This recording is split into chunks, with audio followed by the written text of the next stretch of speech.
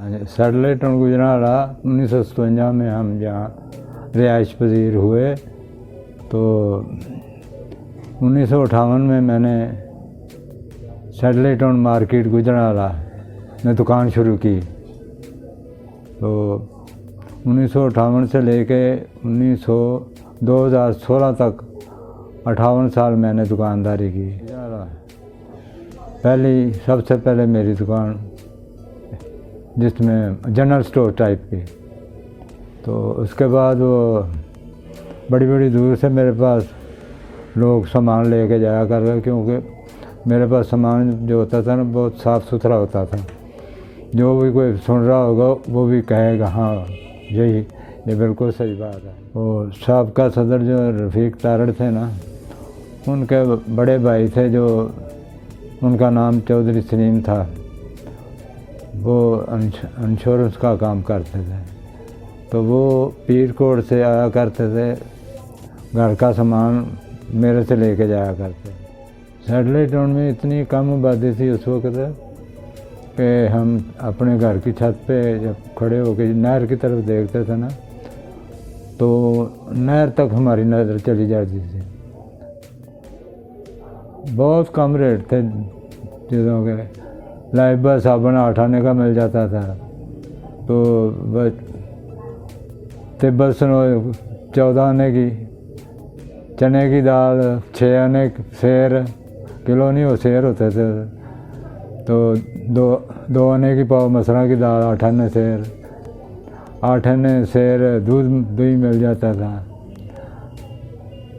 2.5 रुपये का किलो छोटा गोश्त। बस इस तरह लोगों की आमदनी भी बहुत कम थी।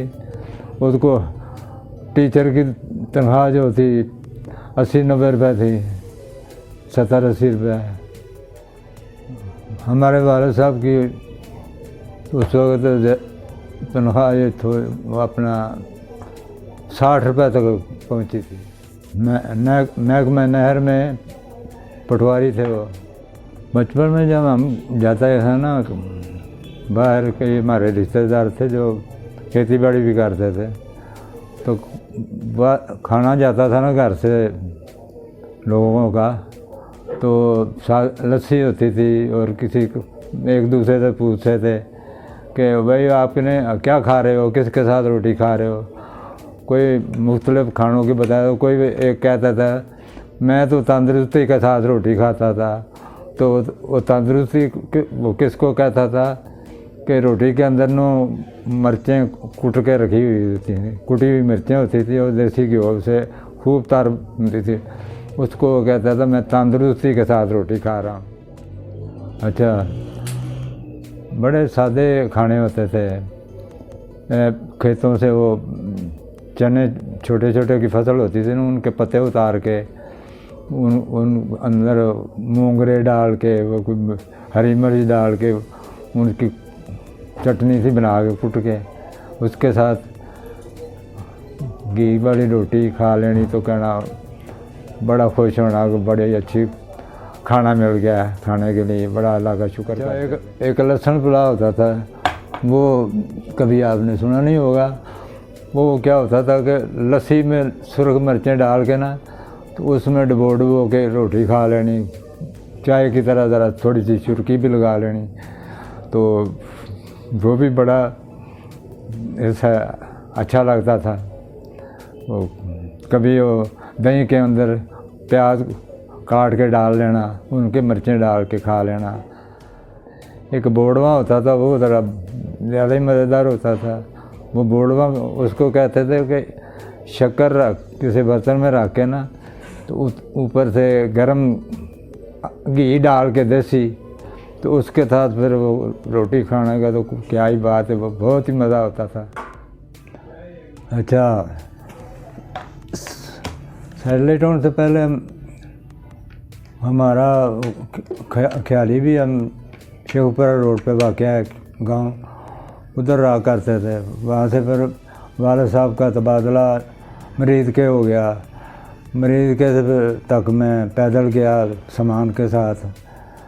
क्योंकि वो सामान के साथ भैंस भी थी ना, तो भैंस के साथ मुझे पैदल चलना पड़ा। तो इतना लंबा सफ़र मैं पैदल चल के गया। एक दफ़ा वहाँ से भैंस को मैं वापस ख्याली छोड़ने के लिए आया था पैदल ही। इसी तरह साइकिल पे भी बहुत लंबा सफ़र किया हुआ है, ख्याली से लाहौर शाहू की गढ़ी के पास रेलवे वर्कशॉप, वहाँ तक साइकिल पे गया। तो साइकिल पे वापस भी ख्याली साइकिल पे आया था। पार्टी के वक्त ना हम उधर होते थे अपना आबादी हाकिम रहे, जो महल्ला है घंटा घर के पास, हाफिजाबाद, वहाँ से ही शुरू होता था। अच्छा, एक बड़ा मज़े का वाक़या है। सैटरडे टाउन में जब मैं दुकानदारी कर रहा था ना, तो उस वक्त से मेरे से एक कस्टमर आया जो मेरे से ना सनफ्लावर का 5 लीटर वाला डब्बा लेके चला गया। वो रत्ता रोड पे रहता था। तो वो पैसे उसके पास नहीं थे। वो शनाख्ती कार्ड की फ़ोटो कापी कहने लगा, ये रख लो तो मैं आपको दे जाऊँगा ये सबूत। तो फिर वो आया ही कोई ना, तो मैं उसका एड्रेस देखते देखते मैं उधर चला गया, आबादी हाकिम रहे, जिधर हम ख्याली से पहले रहा करते थे। उस एड्रेस पे पहुंचा तो मुझे पता चला जहाँ हम 50 साल पहले जिस घर में रहते थे ना, वही घर था बड़ा में। तो बदामी आबादी हाकिम साहब जब ख्याली गए तो वहाँ सिख जो थे ना, वो अपना उनका नहीं जी चाह रहा था यहाँ से जाने को। तो वो उन्होंने सोच लिया कि हम फिर मुसलमान ही हो जाते हैं। उन्होंने बाल कटवाने शुरू कर दिए। तो कुछ ने कटवा लिए, कुछ बाकी अभी रहते थे। जब उनको खबर मिली कि हमें वो कुछ फ़ौजी आए हैं जो हमें ले जाएंगे उधर इंडिया पहुँचा देंगे, तो उन्होंने सारा कुछ छोड़ के तो वह दौड़े लगा दी। बाल किसी के कटे हुए, किसी के नहीं कटे हुए, वो सब कुछ छोड़ के बस दौड़ गए। जो कोई ले जा सकते थे वो ले गए। तो इस तरह करके ये थाने वाले बाज़ार के पास सिख जो तंबाकू बेचता था ना, वो मुसलमान हो गया उसको। तो फिर उन्होंने अब भी वो यही है, चन्न उसका नाम था, चन्न के नाम से अभी भी दुकान वो मशहूर है लौरी दरवाजे के अंदर। जब मुसलमानों ने ये सुना कि उधर कोई बड़ी तबाही हुई है, मुसलमानों के साथ बड़ी ज़्यादती, कत्ल वगारत हुआ है, तो इधर अहमदाबाद से गुजर रही थी हिंदुओं की ट्रेन जो इंडिया जाने के लिए उसमें बैठे हुए थे। तो मुसलमानों ने भी फिर उस ट्रेन को रोक कर बड़ी कत्ल वगारत, पता नहीं आग भी लगाई। ये भी एक कायदे आज़म कोई तकरीर कर रहे होते हैं ना कहीं किसी जगह पे, तो वो ना लोगों को समझ तो इंग्लिश की समझ नहीं आया करती थी। वैसे ही उनको पता लगता था कि ये कायदे आज़म कोई बड़ा कोई लायक इंसान है, कोई बहुत काबिल इंसान है। तो बड़ा खुश होकर सुना करते थे। बड़े खेलें, खुती लून तेल, गुल्ली डंडा, पिट्ठू गोल गरम, बांदर किला, ये खेलें होती थी उस वक्त। फिर अपना पिला गोली, अखरोट निशाने मारने। खुती लून तेल होता था कि वो ना ज़मीन पर एड़ी से ना मिट्टी में बना लेते थे, ज़रा गहरी जगह, एड़ी उसके अंदर रखते थे। तो जो ना एक को दौड़ाने के लिए लगा देते थे, वो ऊपर गेंद ऊपर फेंकते थे, तो वो फेंकता था। तो जो जिसका पाँव उसके से बाहर निकल जाता था ना, वो आउट हो जाता था। उसको फिर भेजते थे, जाओ भाई जाके अब तुम करो। उसने क्या करना होता था, लड़के को 10-12 खड़े हुए ना, उनके दरमियान में उसने गेंद ऊपर से नीचे फेंकना होता था। जब वो नीचे आ रहा होता ना, वो खुती लून तेल में जो अपनी वो खुतियों में पैर रख के खड़े हुए होते थे, उनके हाथ में डंडे होते थे। तो डंडा ऐसे जोड़ती ना, ऐसे फिर ऐसे घुमाते थे उसको, गेंद घुमा ऐसे करके। तो वो फिर अगर जिसका पाँव निकल गया उसकी जगह फिर वो उसने आ जाना है जो पहले वो कर रहा है।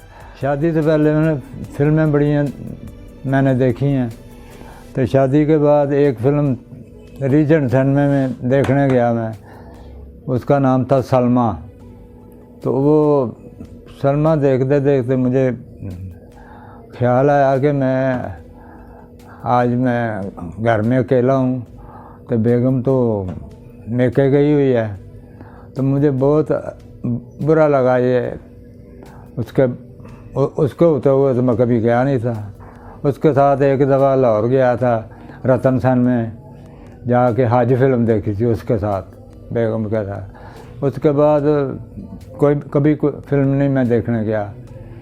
तो उससे पहले, शादी से पहले, दुकान के बाहर ही 4 पाई बिस्तर खड़ा करके ना, तो सारे 3-4 लोग हम आखिरी शो देख के आके उधर बाहर ही सो जाया करते थे। सुबह घर वालों को कभी कुछ पता ही नहीं होता था कि हम बाहर हम फिल्में देखते हैं। क्या ख्याली से भी आके देख के चले जाया करते थे। सलमा फिल्म जब मैं देख रहा था ना रीजेंट सिनेमा में, तो उसके बाद मुझे अच्छा नहीं लगा। तो मैं बिल्कुल फिर उसके बाद फिल्म कभी देखने नहीं गया, छोड़ दिया। तो सिगरेट भी मैंने काफ़ी अर्सा पिए, वो लेकिन मैं शादी से पहले ही छोड़ दिए। वो छोड़े इस वजह से, तो दुकान मेरी सीना उससे 2 दुकानें हट के एक हजाम की दुकान थी, उससे मैं शेव कराने के लिए जाके जब बैठ गया ना शीशे के सामने, तो मुझे हाथ में मेरे सिगरेट था, मुझे बड़ा सांस चढ़ा हुआ था, ऐसे ऐसे कर रहा था। तो मैं सोचने लग गया कि मैं कोई दौड़ के तो आया नहीं, ये तो सांस तो ऐसे चढ़ा हुआ था ऐसे मैं कहीं दौड़ के आके इधर बैठा हूँ। तो फिर मैंने कहा कि ये सिगरेट का ही कमाल है, ये जिसने मुझे सांस चढ़ाया। उधर बैठे बैठे ऐसे मैंने सिगरेट मल दिया उसके पास, ऐसे बैठे है ना, ऐसे नीचे हाथ करके मैं ऐसे सिगरेट मल के तो उधर ही फेंक दिया। तो दुकान पे लोगों को भी सिगरेट दिया करते थे। तो जिस वक्त मैंने अपना वो छोड़ दिया सिगरेट पीना, उसके बाद मुझे वो बड़ा बुरा लगता था जब कोई गाहक आता था तो आके कहता है ईशा जी मुझे सिगरेट पकड़ा दो। वो साथ वो माचिस भी मांगता था, बाकी बकाया पैसे भी देने होते थे। वो सारा कुछ छोड़ कर उसकी तरफ मुतवज्जा होना पड़ जाता था, क्योंकि वो उसने सड़क पर टांगा खड़ा किया होता था। कभी वो गड्ढे वाला जो होता है ना, बैलगाड़ी वाला या भैंसे वाला, उसका मिट्टी या ईंटें लदी हुई होती थी गड्ढे के ऊपर, तो उसने जल्दी डाली हुई थी।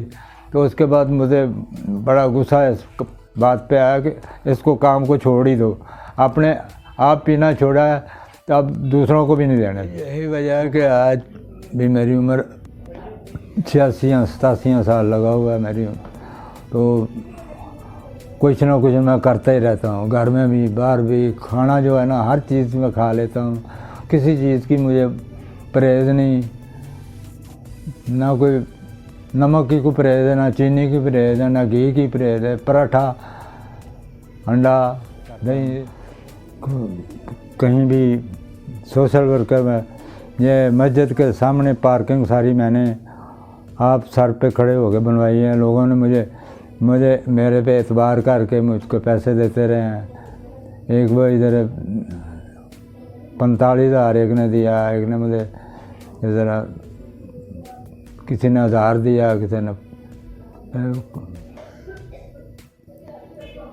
घर से बाहर जब निकलता हूँ तो जब देखता हूँ ना सड़क में कोई घड़ा पड़ गया है या साइड पे कोई पानी खड़ा हुआ है, वो उधर छींटें पड़ती हैं गुज़रने वालों को, तो मैं उसकी फिक्र लग जाती है इस पानी को कहीं ऐसा रास्ता बता दूं कि इधर पानी ना खड़ा हो। अगर उधर कुछ मलबा वगैरह डाल के उन्हें ठीक करना पड़े तो वो भी कर लेता हूँ। कहीं वो सड़क पानी काट जाते हैं वो टेलीफोन वाले या दूसरे, तो वो खाई से बन जाती है, उधर मैं इधर उधर रोड़े पकड़ के ईंटें पकड़ के वो लेवल कर देता ताकि रास्ता क्लियर हो जाए, लोगों के लिए आसानी हो जाए। बस इस तरह की दुकान जब से छोड़ी हुई है ये काम ज़्यादा इस तरह के। ये छोटे मोटे काम जो है ना, ये सारा कुछ गवर्नमेंट को तो नहीं ना देखते रहना चाहिए कि वो उनका ही काम है, वही करेंगे। जिस पे कोई थोड़ा सा हाथ लगने से काम ठीक हो जाए तो कर लेना चाहिए। लोग तो इधर पानी से गुजर जाते हैं, गटर के मोरी के आगे पत्ते पुत्ते को छापर खड़ा हुआ है, कोई हाथ ही नहीं लगाता कि जो पानी खड़ा है तो खड़ा रहे, हालांकि कुछ भी नहीं, इतनी सी टाणी सी मिल जाए ना तो ऐसे करो तो पानी सारा अंदर जाना शुरू हो जाता है। इससे कोई बेइज्जती वाला काम तो नहीं। उसके लिए ये है कि वो कोई जमादारी आएगा तो वही इसको करेगा, जो हो जाता है आसानी से, कोई उस पर कोई ताकत नहीं। ये सुनते तो हैं उलमाए दीन से, एक रोड़ा साइड पे करो तो इसका इतना सवाब है, तो वो खुद अगर इस तरह के काम आप भी खुद भी करें तो उसका ज़्यादा असर हो। लेकिन वो ऐसे नमाज़ पढ़ी तो घर चले गए, फिर आ गए चले गए, कोई कभी किसी ने ध्यान नहीं किया। मस्जिद में आता हूँ जाता हूँ, वो पानी जिधर खड़ा है वो उधर ही खड़ा है, कोई नहीं उसको कहता, किसी के दिमाग में होता कि ऐसे करूँ। कोई मेरे से देख के ही कोई किसी को ख्याल आए